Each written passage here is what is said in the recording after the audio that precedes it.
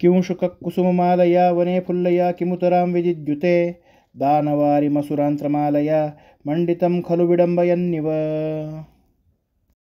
किंशुकः म्हणजे पलाशवृक्ष, फुल्लया विकसित झालेल्या, कुसुममालया फुलांच्या माळेने, असुरांत्रमालया म्हणजे असुर म्हणजे हिरण्यकशिपू, त्याच्या आंत्र म्हणजे आतडे, त्याच्या माळेने म्हणजेच हिरण्यकशिपूच्या आतड्याच्या माळेने, मंडितम अलंकृत, दानवारिम दानव म्हणजे राक्षस, त्यांचा अरी म्हणजे शत्रू म्हणजे नरसिंह, विडंबयन्निव म्हणजे अनुकरण केल्याप्रमाणे हसत, किमुतराम म्हणजे नितराम म्हणजेच पूर्णपणे, विदिद्युते म्हणजे प्रकाशमान झाला, प्रदीपित झाला, खलू खरोखर।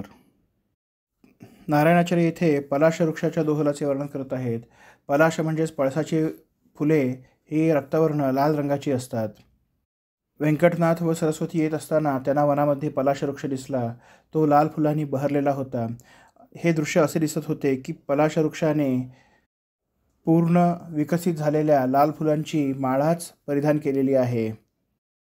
अशी लाल फुलांची माळा परिधान केलेला हा पलाश वृक्ष व्यंकटनाथांना असा दिसला की जणू काही राक्षस हिरण्यकशिपूचा संहार केल्यानंतर देव नरसिंहाने त्या हिरण्यकशिपूच्या आतड्यांची माला स्वतः परिधान केली. हा पलाश वृक्ष जणू काही त्या नरसिंहाचे अनुकरणच करत आहे.